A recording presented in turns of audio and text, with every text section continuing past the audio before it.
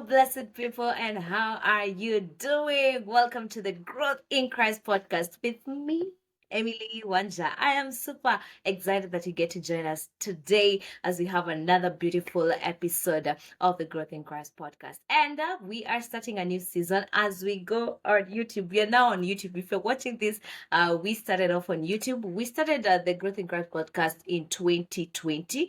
It's been amazing 5 years. Counting this year will be 5 years, and God has been so grateful, so good to us, and we thank Him so very much. And so, as we head into YouTube, we are just praying that we'll continue to grow, we'll continue to inspire, we'll continue to be a blessing to the body of Christ. And this new season, as we go into YouTube, we are calling it Single and Blessed. So, are you there and you're still in search of somebody in your life? Bado kidogo ni kama bado time itafika. So we are here to encourage you, and we also bring on board great people who have gone through the stage of singlehood, and now they came out to the other side victorious and saying the Lord has been so good. So they come here to encourage us, they come here to tell us that there is a hope, you can end well. And also as we trust God, we can also be sure that God is going to do it for us. So, guys, ladies and gentlemen, all the way from Dubai, we are bringing to you an amazing woman of God. Ooh! She is a TV host because she was hosting one time a show, but still, me wanna believe, bado inaenda. She's still one. So she is a TV host. She is an amazing woman of God doing great stuff. She has her own podcast, 360 perspective podcast that is on YouTube and Spotify, across all social media platforms as well. And she's out here preaching and telling us that it is possible, to be single and godly and to hold on to your faith. She's also a lot of other things, many more things that she will be sharing with us that I'm sure you'd love to know. So, ladies and gentlemen, the single and the married, those who are waiting on the Lord and those who the Lord has already seen them already, those who are anticipating and those who are in the journey of faith, help me welcome the one and only, the most beautiful, the most natural look at her, and to represent Dubai. So allow me welcome the woman of God, Trisha Wangari.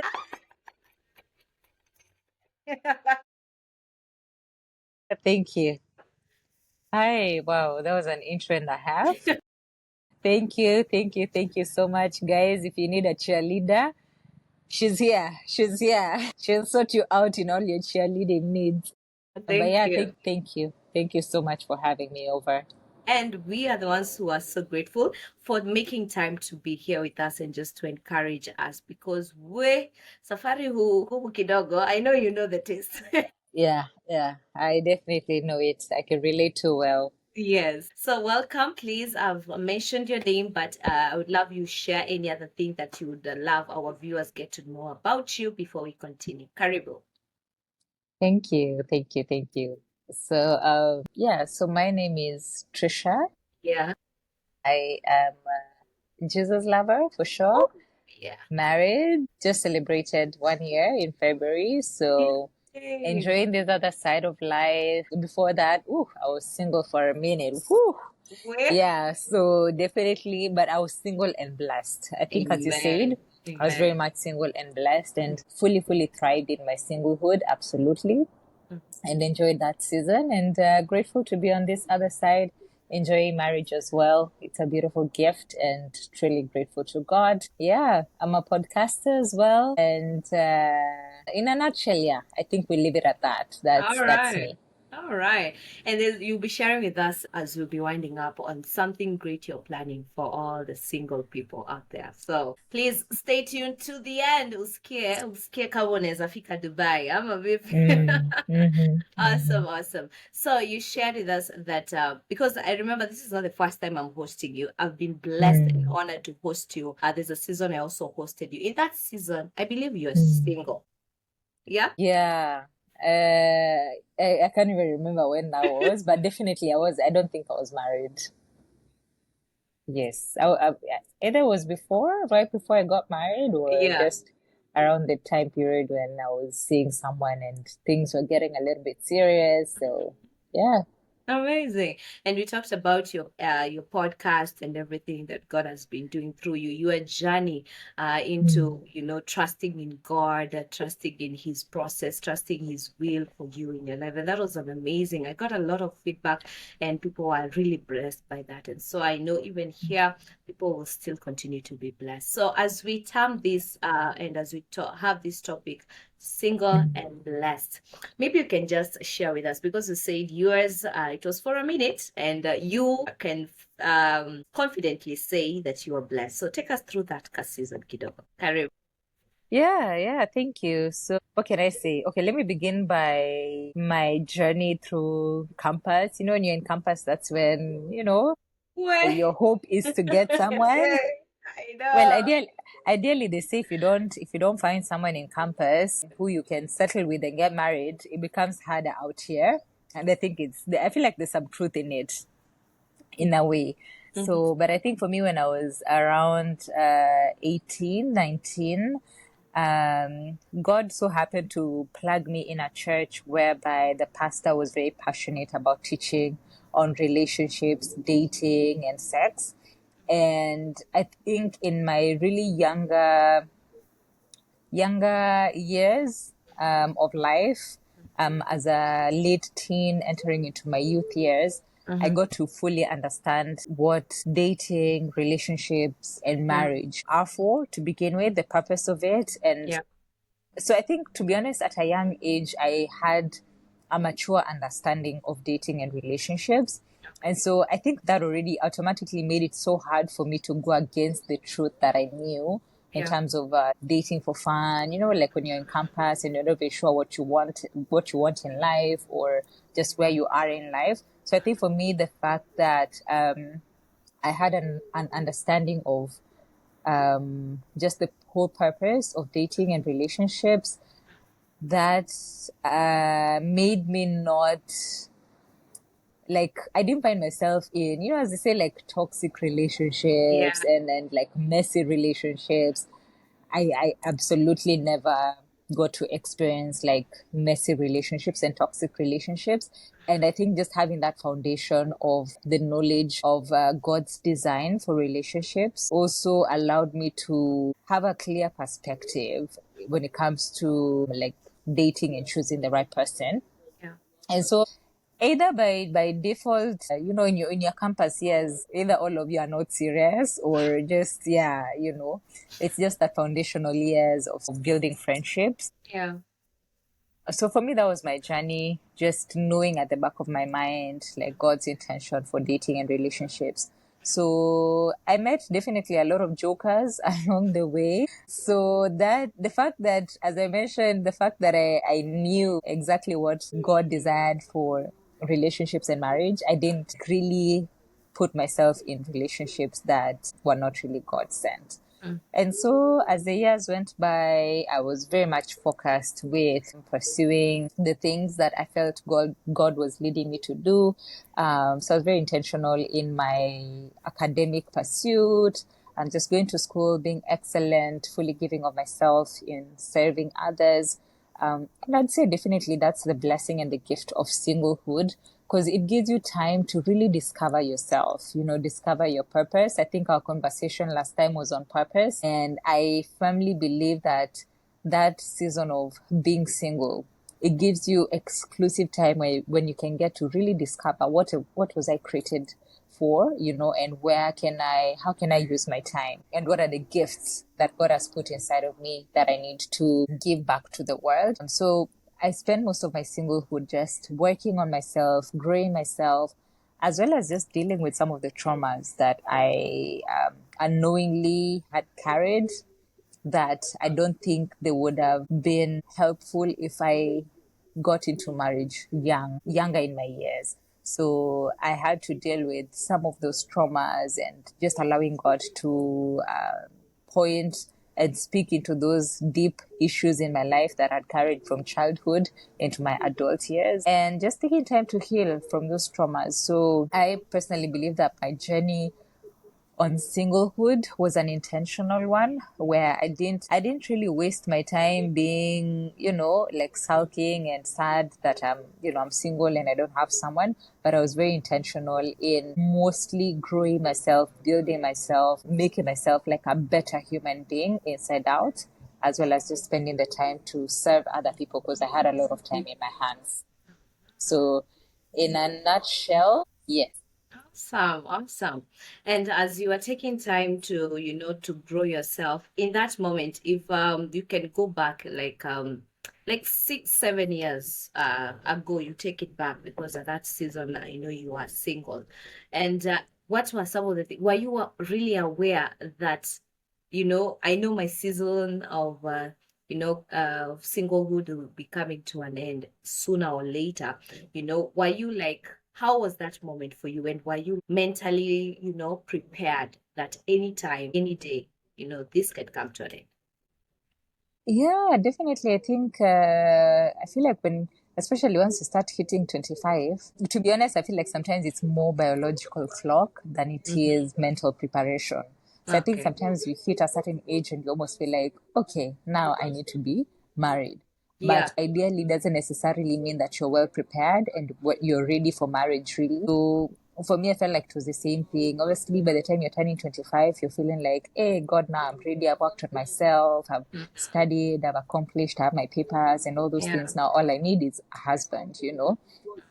But I think the Lord began just showing me that as much as, yes, at that point you're really desiring marriage, your friends, your peers, it's about the time they're also getting married. So, it's just attending weddings. Next thing, people are having kids and you are there still waiting and, just getting concerned, about Kwani, what's happening to me. Yeah. Yeah. Um, and definitely, I feel like the journey of singlehood becomes wary when you start hitting your late 20s and then you start seeing 30. 30 is just over there staring at you, staring at you and nahauna mtu, Yeah. and that's when like the real panic kicks in, when you're like, oh my gosh, I never thought I'd be 30 without someone. And I think that's why a lot of singles, especially women, once they hit 30, it's like a crisis and a disaster Mm-hmm. because they feel like I never ever thought in my whole entire life that I'd be 30 and not married and no kids. But for me, I realized that there were still things that I thought I dealt with that really I had not dealt with. So obviously, after turning 25, I started feeling like now I'm ready anytime, God, And that's the Bring time them you almost on. want to start helping God. Yeah, you almost want to start helping Him in finding the person because you're like, now it's time. Mm. But biological clock doesn't necessarily mean that you're ready. You're ready to be who God has called you to be in the space of marriage and being a godly wife. And so for me, I realized I thought in my head that I was ready and it was time. But even with the delays, God began revealing to me that I wasn't ready. There are things that He still needed to work in my heart.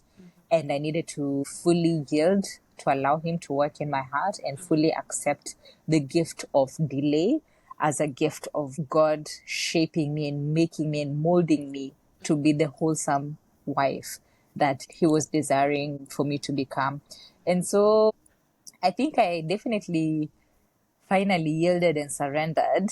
And, once you hit 30, you're like, you know what, God, now it's up to you. Whatever you decide, now it's up to you. Yeah. Yeah. So I think when I turned 30, I just told God, I'm fully going to yield to your will and your purpose for my life. Whether I ever get married or I don't get married, I'll just let you have your way in my life and do whatever you desire to do in my life. And I think that's when I stopped like panicking or worrying or trying to take control over my situation in regards to not being married. So I feel like the minute I yielded to God, I stopped being focused on biological clock and when is it coming or any man who shows small interest.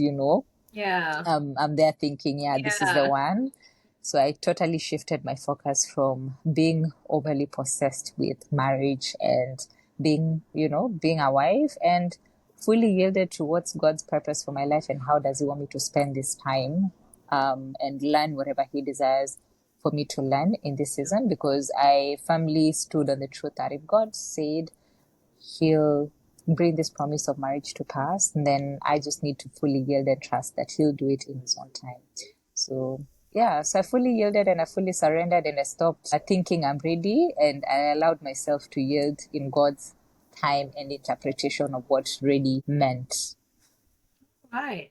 So yielding and the surrender, people talk about that so much. And I also feel sometimes we can say with our mouth, and, we can make even the prayer that, Lord, I surrender. But what are some of the things that led you to know that completely, this is, you can say, Lord, I surrender. We even sing the songs, but deep down, there are things like, God, I can even help you with this. What is some of the things that led you to know that, Hapa, I have surrendered my singlehood to the Lord? And marriage stopped being an obsession, and I fully embraced the gift of singlehood. So I started fully living out my singlehood. I remember being intentional in asking God, how can I spend my time in my singlehood? So instead of looking out for, hey, is that guy throwing hints at me? Does he like me? Is that my boys? I started focusing on how would God have me spend my time in my singlehood. So I remember just starting out with discipling like a group of ladies. So we started out as 12, but I remember the first meeting, all of them came with plus ones. So we ended up being 24. And before I knew it, the group had grown to like over 100 ladies that are just be intentionally doing life with them, meeting up for Bible study, encouraging each other, praying together, doing hangouts together. So I just plugged myself into spaces that I felt God was leading me to serve and plug in and spend my time. So I stopped being overly possessed about being single, and instead started asking myself, I mean, if God would call me home today, he won't ask me whether I was married or not. He'll ask me whether I did his will. So I fully gave myself into doing the will of God during the time that God has me here on earth, whether married or single. And definitely for me, my heart became so lighter when it came to not being married. Like it stopped being a bother completely. Even when people around me would ask, hey, is there someone, when the pressure would come. I remember my mom was one of the people who would give me so much pressure. She was like, hey, you're being too serious about this God thing, So sometimes she'd even want me to compromise, but I remember just being firm and just telling her, God will do it whenever he'll do it. But one thing I know for sure is that when God calls me home, it won't be about my status. It will be about fulfilling his will. And in this season of my life, that's what I'm doing. And my heart is at peace with that fact. Because I can only imagine aunties, how they, every gathering, mtu Mm-hmm. unatuletea lidi, and sometimes Yes. it becomes a nuisance because, Yes. you're like, wait, it's not me going out there to look because I can Mm-hmm. choose anyone, but what about my future? So it's all Mm-hmm. about yielding to God, as you have said. So what are some of the things that maybe you can now, other than just you yourself, also talk to those who are out there and they're always their aunties. They can be friends, they can be close people or someone who they are always, pressuring those who are single. I want for them. Yeah, for me, I used to tell my friends and even my own mom. I used to tell her, Mom, the best gift you can give me in this season is to pray. Pray that I find a godly man. Pray that I enter into healthy, godly marriage and not just any marriage. That's the best gift you can give me. So instead of asking me a million and one question of when I'm getting married, when am I bringing him, when are we tunakula mchele lini, kitenge ni shashona, like all those comments, I used to tell people, hey, the best gift you can give is the gift of prayer. The person is not there, but if you want to bless my heart, just pray for me. Oh, Yeah, so that's that. Ideally, and I mean, sometimes there are those people I just tell them, when it's God's time, it will come to pass. And just tell them confidently to just shun the conversation, and sometimes for me, it even just meant omitting myself from spaces where I'd feel that kind of pressure. So, because I was like, my heart is at peace. I'm fully content and joyful with what God is doing in my life and what He's doing through me. And so I do want that peace to be disrupted because of being in spaces where the enemy can easily corrupt your mind and take you back to panicking and worrying and being overly concerned about what you don't have versus what God has already blessed you with. And I think for me, one of the key things that I also did in my singlehood is gratitude, overly exercising gratitude.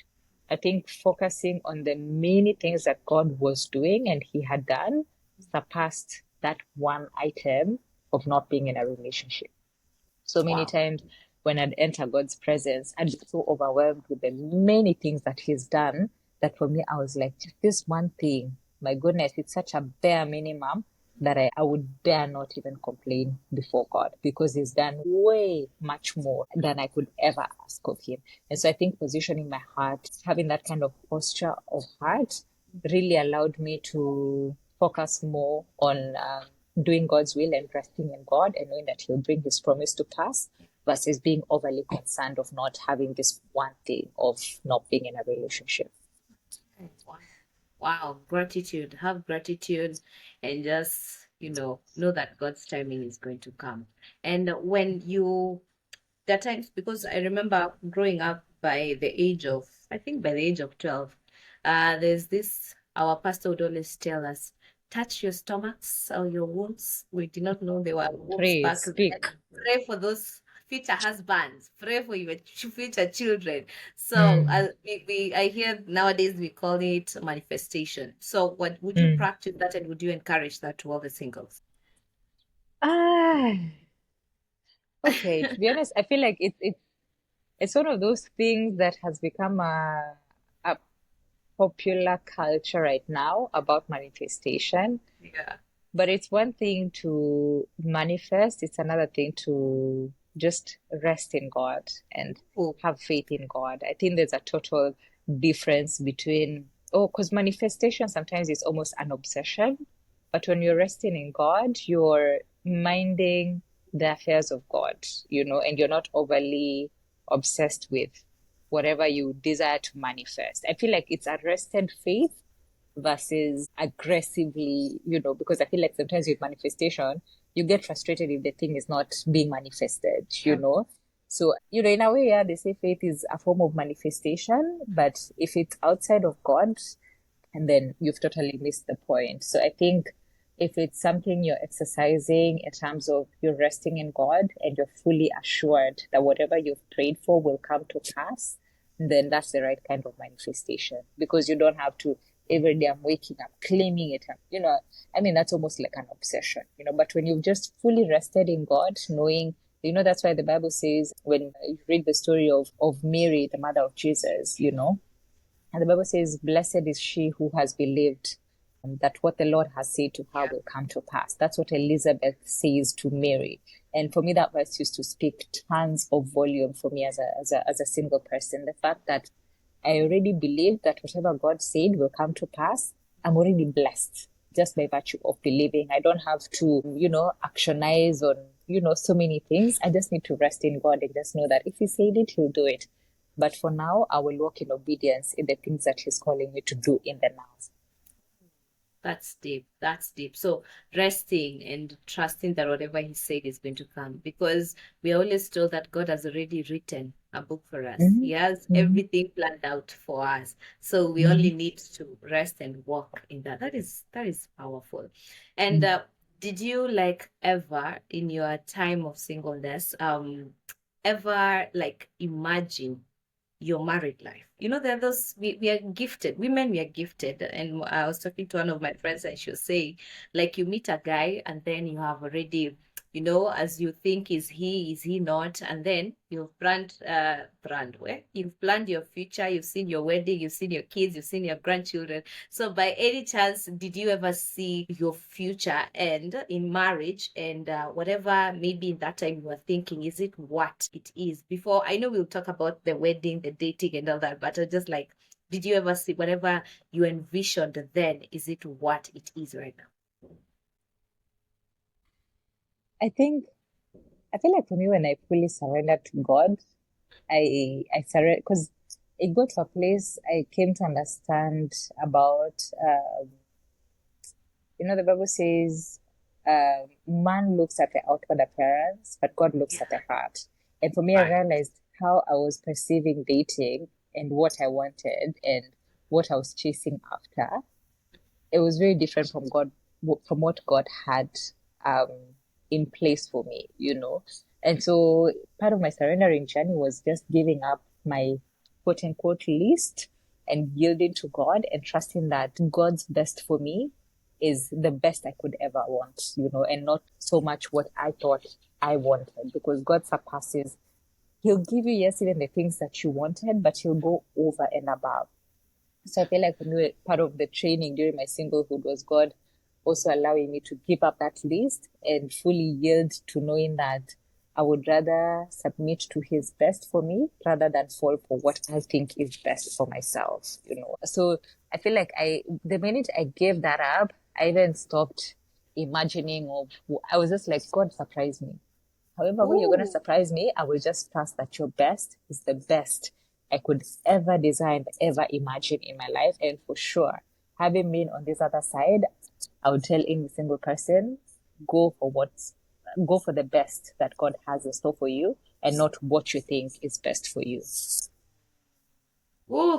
We. Yeah. So to lists, in short tunasema mambo na to list. Yes, God will make you God good, because I think sometimes we are really caught up with our list and what we want, and you can even overlook the person that God has sent for you because you're overly possessed with your own list, and this is what I want. And yet God has seen way beyond your own list, and he's included things that you never even thought you desired, because he's a God who sees from the end. He sees the end from the beginning. So he's already seen way ahead.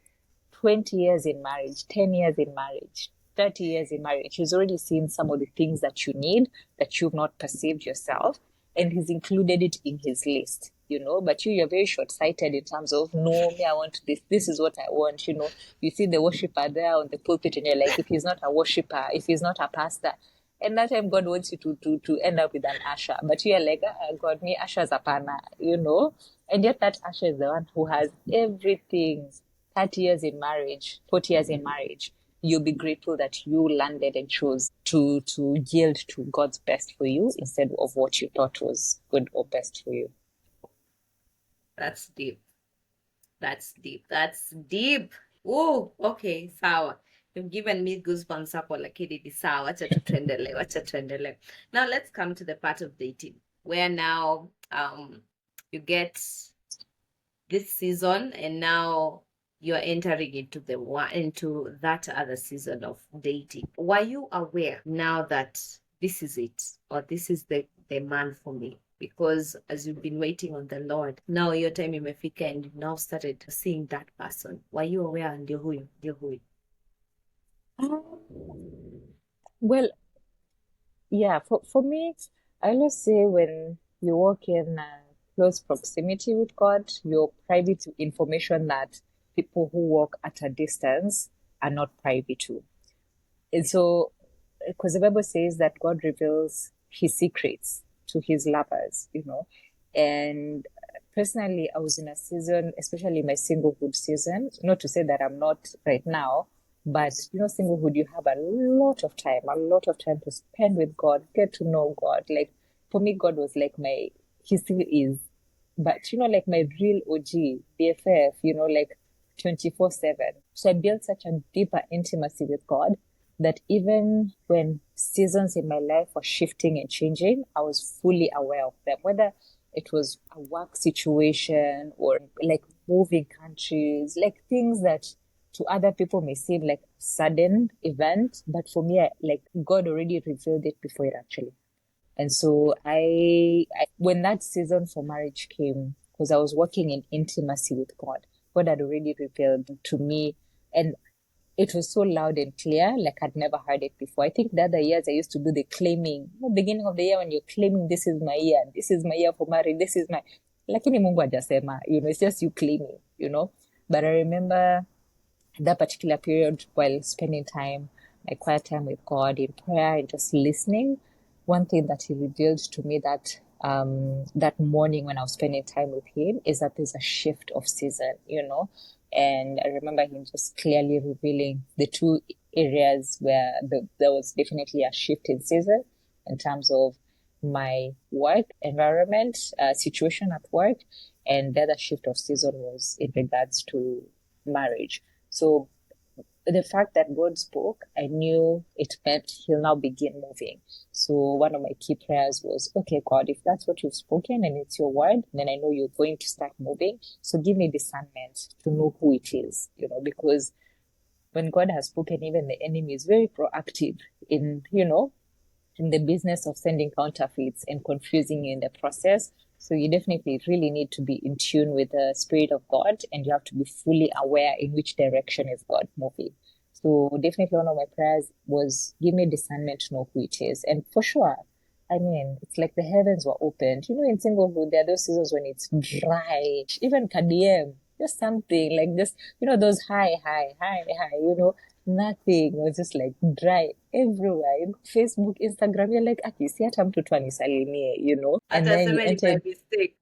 Aki, just something. And then you enter into a season where it's like, yeah, the heavens have been opened. Everyone wants to take you out on a date. Everyone is interested in getting to know you, take you for coffee, nini. So definitely that's exactly what happened. Because after God revealing that the season was shifting and changing, the perspectives walikuja wengi, they're like, hey, can we go out for coffee, nini? And I went for several of those. But I remember one of the things that I was very intentional with, even as I was going on the dates, is God gave me discernment to know that this is the one. And I remember that season, even prior to that, the fact that God had already revealed to me the truth that man looks at the outward appearance, but God looks at the heart. I had to fully depend on God because He's the only one who could see the heart of these different men that I was going out on dates with. So one of the things I told God is reveal and expose the hearts of these men and let me know which one it is that you have in store for me. So I'd go out on dates and just one after another, just something will come up, either from the conversation, just something that will be off, and clearly it will be just an indicator. Definitely, no, this is not the one. Because that story is the one for God looks at the heart when Samuel was anointing David, and he was, going through each of the sons of Jesse. And for me, I feel like I was definitely, because that's what really dating is, it's kind of like an interview where you're vetting, you're trying to see who's the best candidate for the job. So for me, part of choosing the best candidate, one thing that God had made it clear is don't look at the outward appearance. My list, I had fully yielded to God. I was like, God made it so clear. I'm marrying the heart of that person. I'm marrying their integrity. I'm marrying their character. It's not all these other things. It's the character of the individual that will keep the marriage solid. And sometimes it's very easy to miss the character of the person when you have your list. Sometimes, yes, you'll say God fearing, but even some of these God fearing people, practically, they're not really God fearing. And that's why you'll find even they're narcissists who are Christians, and women who are stuck in marriages with Christians who are narcissists. So, yeah, I think the part for the heart, I had to fully yield and surrender to God and rely on God fully to help me see who is that individual who embodied the character and the heart that is after God and the person that God wanted me to settle down with. And sure enough, just through the vetting, I think I always feel like for me, my husband was kind of like David. The ones that you'd easily dismiss. And then like, Z, Akuna, ain't no way. And for sure, the ones that you think, ain't no way, my God, you come to discover this is the one that God has anointed. So ideally, that's exactly what happened. But because I was in tune with God, definitely God continued to confirm and reveal that yes, this is the one that I have for you, and didn't come in the package or in the way that I thought as per my list. Totally different. But I was like, God, if this is the one you've chosen for me, then I will go with your best for me. And for sure, having crossed over to the other side of marriage, I'm like, I'm so glad. I'm so glad I didn't settle for what I thought was my own best. And I relied on God because he surpassed my expectation and he knew some of the intricate things that were very crucial, which I didn't even know that I needed in my life. Oh, you're preaching right there. You are preaching. Oh my goodness. I've loved that you said, number one, you prayed for the discernment. You asked God, yes, this time, this is my season. The seasons are shifting. So God guide me because the prospects were coming, but among them, there was one, and among them, there were also counterfeits. So discernment, and then also get God revealing to you what you maybe not expected. He came and gave you more than you could think about. Oh my God, that's deep. And I also seen there's a time you posted on your TikTok that in less than a year you met your Mhm. husband and you're married in less than a year. People have Mm. different opinions about that. Share with us Yeah. your view on that. Well, to be honest, I think for me, even before getting married, I remember I used to tell my small group Bible study, I was like, hey, me, whoever I meet, there's no way I'll date for more than a year. It will be such a clear cut, like a kind of like a landslide win kind of thing, where it's such a clear cut clarity that there's no shadow of doubt. Ini kaende kaende. And so for me, hii kitu tunaifunga, we're not wasting time, sijui tutajuana huko mbele. you know so I definitely now for me, because the fact that prayer was heavily involved in the initial stages, in the initial stages and in the stage itself. I mean, prayer, I don't know, like for me, I feel like prayer is such a gateway. It clears a lot of things, and that's where you get confirmation and clarification, and your doubts are sorted. Like prayer is such a key ingredient if you are kind of like to take, I wouldn't really say it's risks per se, but if you're doing it God's way, then God will give you such confirmation, and He'll send you people to affirm that decision, that everyone, for us, absolutely didn't get any resistance whatsoever. Even our parents, our families, are not even bothered. We've just barely known each other for less than a year.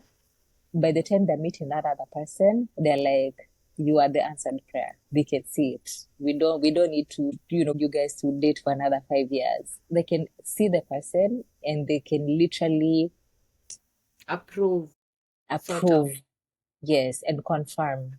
Because I think also just getting that confirmation from people around you is usually another key way of affirming that that's God's will for your life. So I think for us, the fact that prayer was heavily involved, but beyond prayer, we had a high sense of community around us that also helped be our extra set of eyes when we were dating. So just having community around us and having that community affirm was definitely like, it's like getting how when you want a certain law to pass, you collect signatures from people. So I feel like for us it was more of like we collected quite a number of signatures, and that it got to a place in our like, for sure, yeah, this is God's direction, and we can have the confidence to proceed with marriage, not out of pressure, but just out of confirmation and clarification from God, but also our community.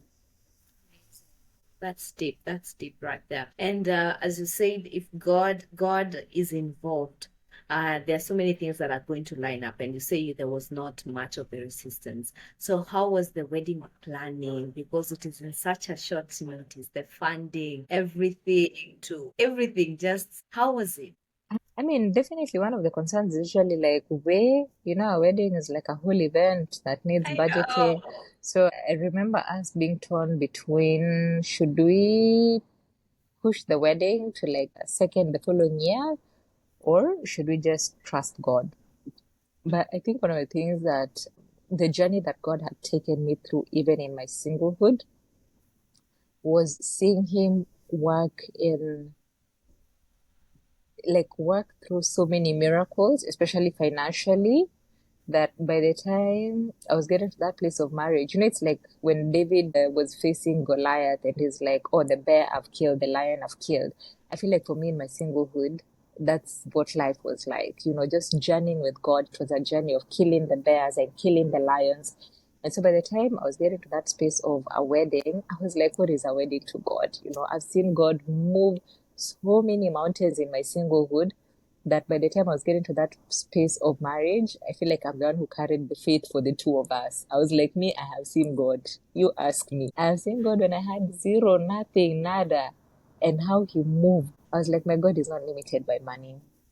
And so I remember just encouraging my husband and telling him, let's just trust God. Let's just believe that God will fund this wedding. If it's in his will, which we've confirmed that it is, then why should we limit him in terms of how he desires to move? And already I feel like God had already moved in so many ways, even in our dating journey, and we'd seen him just being faithful in so many ways.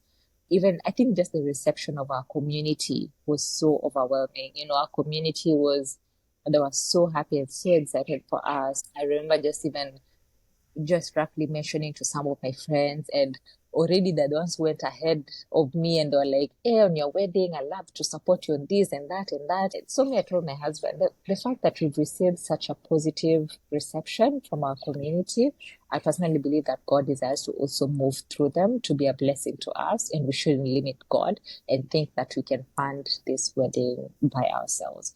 So we decided to take the leap of faith and just fully trust God to provide and supply. And trust me, God overdid himself. Absolutely overdid himself. Actually, I don't even think we didn't spend our own money in the wedding. Like people gave. People, like I had friends who would call in, they're like, your gown, you go decide which gown you want, send me the bill. That's my expense. Another friend would come, reception, how much is it? What balance do you have for food? I'll take care of that. Like literally the whole wedding day, everything was taken care of. Because initially we were debating, oh, should we do like a private wedding? What we can afford, like just 20 people. But we also felt like, for me, I personally felt this is a testimony to so many people who watched my journey of faithfully serving God and faithfully waiting on him. And I didn't want to deny people the opportunity to see how God works in our lives and how he faithfully rewards those that wait on him.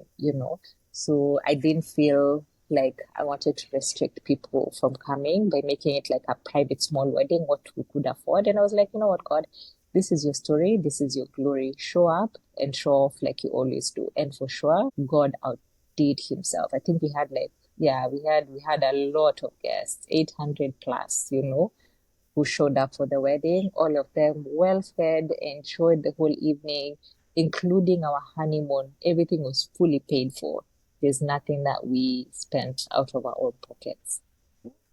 Was there a WhatsApp group? Yes, so I remember wrestling with it. We did wrestle with should we not? And I remember a friend of mine telling me, Trisha, you've been such a blessing to so many people, and this is the only opportunity we can get to be a blessing to you.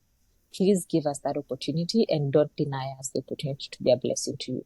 And so for us, opening our WhatsApp group was from a place of we had been diligently serving other people, and based off of the feedback from our community, for them, they felt they would love to be a blessing to us. And this was one of the easiest opportunity that they would have been a blessing to us. And so I think sometimes opening the WhatsApp group can, depending on the direction that God is leading you, sometimes it can be, for me, I always say, if you've been a person who serves, when your turn comes, God will send people to serve you and give.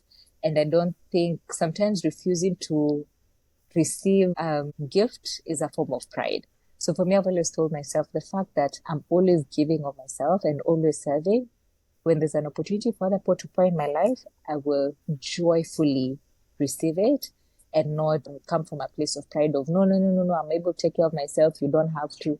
So yeah, I remember my friend just kind of like softly rebuking me and telling me that, she reminded me the fact that I've always served other people. I need to give people the opportunity to serve and give and so generously, because that's what I have been doing in my singlehood. So I think for me, that's the one thing I'd love to encourage singles spend your time sowing. I think sowing good seeds, John Maxwell normally says, when you're constantly in the habit of sowing seeds, you will never lack a harvest. That's the reality. And so for me, that's even the confidence that I had and regards to even our wedding day, because I knew I was constantly in the habit of sowing seeds in the lives of other people. I knew absolutely there's no way I'll miss a harvest. However way God would do it, the harvest is not necessarily from man, but God will send people to be a blessing in my life. And for sure, He sent even some of the people that I least expected to be such a huge blessing in my life. People either who just watch your life from afar and they're like, you've been a blessing in my life, I want to sow into your life. So opening the WhatsApp group was from a place of we are giving people the opportunity to be a blessing in our lives. So it wasn't that he forced changeni. And I think that WhatsApp group people just generously give and give and give and give. It wasn't like a forced kind of mission ya changamkeni and So yeah, so we are glad that we yielded and we allowed people to be a blessing in our lives, and that has also taught us to continue being a blessing to other people's lives. Wow, that's beautiful. That's beautiful. People always have an issue and they have different opinions when it comes to that. I love your perspective. Now, because you are quite, people would see, people would ask questions. So when the time came for you and you are now, it was official, you're seeing someone and you are dating someone, did you keep it private and say hii mtaonea kwa harusi, the real day? How did you go about that, and what advice could you give also to the single ladies in that process when it comes to that? Yeah. Yeah, I mean, definitely I was one of those people maturity had taught me you keep things private until they're permanent. So, uh, yeah, I was at that stage of my life where I knew, this is one thing that I will, grow it privately, but privacy is very different, from secrecy. I think that's one thing I normally say. Being private doesn't necessarily mean you're secret. Being secretive, you're hiding the relationship from critical people who need to be a part of your journey. But being private, for us, I was private with the relationship, but I had core people involved and fully aware of the relationship. Like we were dating in community and not necessarily on social media and everyone knowing about our relationship. The core people that we felt needed to be involved in our journey, core people that we felt would give us the sound godly wisdom that we needed. Those are the people that we involved, and so would intentionally spend time with, like older couples to be precise, just learning from them, getting wisdom from them. And until things were now like fully sealed, now that's when now I took it to like my group of friends. So definitely I had friends who were shocked. They were like, what? And then obviously the fact that our journey wasn't that long. So if you've been with your friend beginning of the year, towards the end of the year, you're telling them of a wedding, they're like, bro, what do you mean? So we've been with you. But for me personally, one of the instructions that God had given me at that time was to seek counsel from older women. So I wasn't in a rush to tell my peers about the relationship, but instead I spent time with older women, seeking counsel from them, seeking guidance from them, telling them about this guy that I've met. And they're the ones who really, honestly, for me, I always say, if it wasn't those older women, because they're the ones who allowed me to see God's choice versus my choice. As I mentioned, there were things that I felt when I met my husband, there are things that he wasn't checking off my list.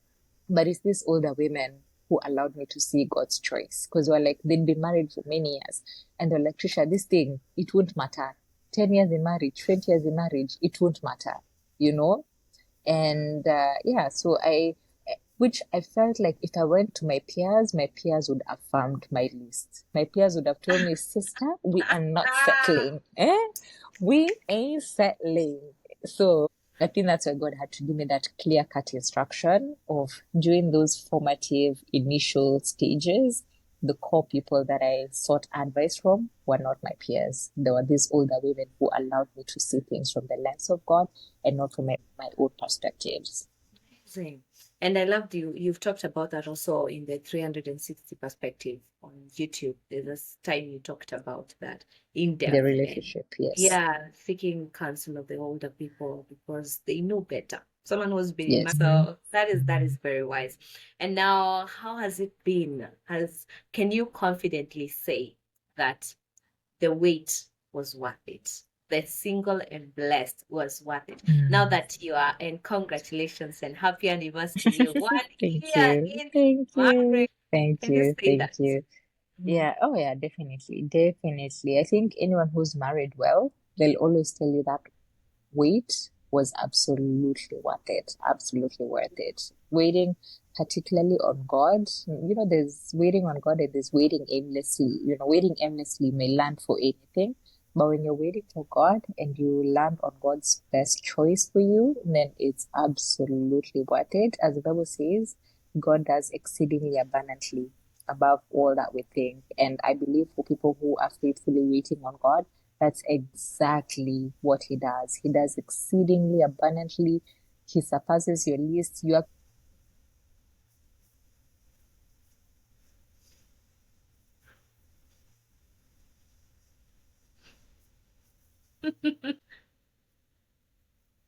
everything that was actually in your list. But sometimes, as a single person, you're just short sighted and you're blinded from seeing beyond what what is being presented in the now, because you can't see in the future. So absolutely, I think that's the one thing I'm usually grateful to God for, because he allowed me to grow myself, to be very mature. So even how we handle conflict right now in marriage, it's because of those years of being single, working on myself, being intentional. And as I say, healthy singles make healthy marriage. So when you work on yourself to become a healthy single, by the time you're getting into marriage, you'll be grateful. Your marriage won't be those dramatic marriages that we see out there. Yes, you'll still have conflicts and you'll still fall out, but the work that you have put in when you're single, it pays off. Absolutely pays off in marriage. Same. So just taking you back, and I just have a question according to you, so that you can answer this one. A question within a question. Um, which at which age should it be considered single? Now you are single, your aspect here, the single in terms of relationship. And at that age, what would you tell yourself in that age? Definitely, I'd say the formative years, although sometimes I feel like there are always the outliers. There are always people who still have happy marriages when they get married quite young. But quite a number of time, majority of them are usually the outliers. But I always feel like those formative years in your 20s are the years to work on yourself. I personally firmly believe singlehood is a gift as much as marriage is a gift. So when you receive it as a gift and you fully relish the gift, you discover that gift. You discover, how do I spend my time? How do I get to know myself? How do I enjoy this season? Because it never comes back. Once you're married, you're married. That's it. You'll be looking back and wishing, even in marriage, that, hey, I need a break from these people. So, yes, I feel like the formative years in your early days, those are the years to just do the work so that you can prepare well for the next season of marriage. Don't be overly obsessed about relationships and, yeah, I mean, seasons like Valentine's and whatnot can, make you feel like you wish you had someone, but remain focused, stay focused, work on yourself. When the time is right, you'll be glad you put in the work, you put in the effort, because you would rather be married late and marry well rather than marry young and by the time you're hitting 30 you're already being divorced. And unfortunately, statistically, majority of the women who marry early right now, statistically, are the ones who are going through divorce in their early days. So me, I would rather you marry late, but you've discovered yourself, you've taken time to know yourself, and then you have the stamina to stay in the relationship rather than rushing into a marriage and then unfortunately you didn't have the capacity to sustain or keep a marriage or even choose well in your younger years. Oh, Yeah. wow. But I mean, as I said, there are definitely those outliers of people who marry young and they're still thriving in their marriages. So it depends. Well, in short, everyone has their own season, their own call them what, a journey. So you, as All you of them have a mentioned, done. Yes, eh, yes. But ideally, I personally believe that it ought to be a stage that shouldn't be skipped. I feel like singlehood is a stage that there's a lot to learn and grow, and it shouldn't be skipped. The things that you will learn, which will be very helpful in the next season, which is marriage. And so sometimes I feel like for my friends who I meet who got married really young, 21, 22, they're now trying to live out their singlehood in their 30s or in their 40s because they feel like there's a stage I missed or I skipped in my life. So you find they have kids, but they're still trying to live out their singlehood years. So for me, I personally firmly believe that singlehood is a stage that ought to be received well and enjoyed. And once you enter into the next season, you'll be grateful that you fully relished your singlehood years and you fully enjoyed that gift that was. wow, that's good. And talk to us about your mentorship to all the singles out there and your heart, because I know you have a heart, just to mentor the young people so that they may walk in the Yeah. way of the Lord. Talk to us about that. Well, I mean, the fact that, it's not a coincidence that sometimes God makes you wait longer, because, so this is some of your pain points are usually your ministry as well. So I think for me, the fact that God allowed me to faithfully wait well and serve and not, I didn't find myself in toxic relationships or hoping from one relationship to another, has allowed me to pour that into other ladies, other women. Um, and at the moment, even on my podcast, I've just been bringing other guests who are a source of encouragement for people who are in their journey of waiting. So I've been currently just doing a series on love and relationships, but mainly from an angle of inspiring hope for singles to know that God is still in the business of writing beautiful love stories. We just need to trust His timing and fully surrender to Him to make all things beautiful in His time. So that's what I've been doing and hoping to do some events here in Dubai that brings together people in their journey of waiting to just to spur up faith and hope in the journey of singlehood. Amazing. And maybe you can share with the people when some of those events will be happening. I was trying to check one. You sent me one. So I was trying to check the dates and everything. Maybe you can share with them. Yes, actually, I don't forget there was that other one. So yes, there are actually two main events. So there's the one for people who are already living here in Dubai, but This then also yes, that one. I just remembered, yes. So for the podcast, you're also running something called, 360 Adventures, Faith and Adventure Journey. So it's mainly putting together events for ladies in the singlehood, to just come together who enjoy traveling to come and just have a good time together, fellowship with other Christian women, as well as just learn some things in terms of waiting on God. So there was one that was planned for April, but then we had to adjust it to there was one for April and August, but we pushed all the events to August.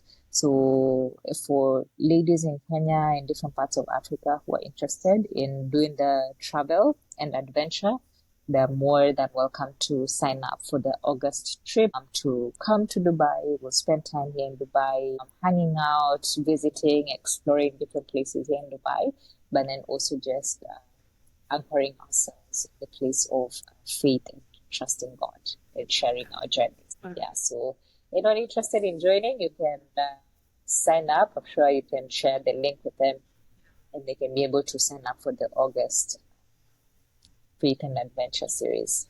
All right. So that one is the one for So April 24th to 28th. That was happening so on that the one, yes, so that one for April, we've merged it with, there was another one for August. So we've merged yeah. it with the August trip. So I'll share the link for the August. That link can still take you to the form for August for the people who felt April was a bit too soon. So that's why we decided to just do it in August because a number of people felt they needed time to save up some monies to do the holiday. But one thing I always tell singles is enjoy that season. You don't have to ask permission to anyone or you don't have to tell anyone that you're traveling. You wake up, pack your bags and leave. So enjoy that season. That's what I did when I was single. Pack my bags, explore the world. It's the best way and the best gift you can give yourself as a single person. So make sure you sign up for the trip. It's coming up in August. I'll share the flyer for the August trip, and then any lady interested in signing up can sign up and be a part of this community. Wow, wow, wow. What about the podcast? Please tell them all the platforms they can get because you do such an amazing work. And I feel so blessed getting to watch Thank you, you. how Kwanzaa you've grown, Thank from one you. level to another. So please share with Yeah. us. Yeah. Yeah, so I run a podcast called the 360 Perspective Podcast on YouTube and across different podcast streaming platforms, Spotify, Google Podcast, Apple Podcasts. Just, yeah, as long as it's a podcast, you can search for the 360 Perspective Podcast and you should be able to find it. Yeah, make sure you subscribe, like, follow for amazing, inspiring, challenging, transforming confirmations. Amazing. And as we wrap up, your marriage came with a blessing. I don't know if you're willing to share that things as God was saying, there are two things that are going to shift in your life. Ilikuja na blessing ya hiyo na pia kutravel kuishi nje. Please, like, Yeah, hello. yeah. To be honest, I think that's and the funny thing when I was saying one of the things that I was saying when I met my husband, one of the things that I was overly obsessed with is I wanted somebody who loves traveling and exploring because I spent my singlehood exploring the world. So in my mind, I was like, if that man has not traveled to minimum 5 countries, he doesn't cut for me. So I thank God for the older women. They're like, sis, maybe you're the one who take that guy around, and expose him to all these other countries. And I think the irony of God is, funny thing is, he's actually the one who ended up getting a job here in Dubai right before he got married. And he's the reason why I moved to Dubai. So I was imagining, what if I would have said no to him and then I discover later? I would have been aki pole, kwani hujui jokes? I was just joking. So anyway, yeah, so I think in hindsight, I look back and I'm like, God has an amazing sense of humor, and it's better to follow God and follow His direction rather than trying to force things your ways, because you'll be surprised that that's the perfect one that God had for you, and you ended up missing because you are not aligned with His will, or you are overly obsessed with what you wanted. Wow. Yeah, Thank the Lord. The Lord is yeah. good. He's faithful. And that's a real encouragement even to me, in this season, just knowing that God has a better plan. He sees in 2030 where I'll be, and everything and the person I'll be with. So just as you said, rest in him and have faith in whatever he said. Oh my God. Sitaki kitu ishe. Ndio maana naongeza nini. But time imefanya hiyo kitu. So maybe your last words to our people, those who are single, what can you tell them as we wind up? Um, my encouragement is just one, anchor yourself in God, trust His timing. So Yeah. surrender your timelines to Him and just know that if He said it, He will do it. It's His terms, His conditions, and not your own. All you need to do is just trust Him. As long as He said it, He'll bring the promise to pass. The outcomes are never in our control. Ours is just to walk in obedience and trust God for the outcomes. In obedience. I think that's a good place to wind up with. But before I wind up, nakumbuka kitu ingine ya mwisho kabisa. What is the one quote that you were given in your singlehood that took you or carried you through by someone else? Hmm. Apart from the pressure that I got, because I got a lot of pressure, but I definitely say, definitely the one. There's several, come to think of it, but definitely one, the fact that you're marrying someone's character and not all these other things. You're not marrying their money. You're not marrying their status, marrying their education or their accolades. You're marrying their character. So pay attention to character. And the second thing is character is like pregnancy. Somebody can try and hide it the first couple of months, but give it time. With time, you'll begin to see, you'll begin to notice something is changing. So someone can try and hide their character initially, but if you pay attention, to details. And if you are keen and work in discernment, you'll begin to see the things that are off. Wow. Oh, hey, sawa, siongezi kitu ingine. Nikiongeza tutalala. Okay, Yeah, thank you so much, Trisha. I am so thank blessed. you. Thank you for sharing your story, your testimony.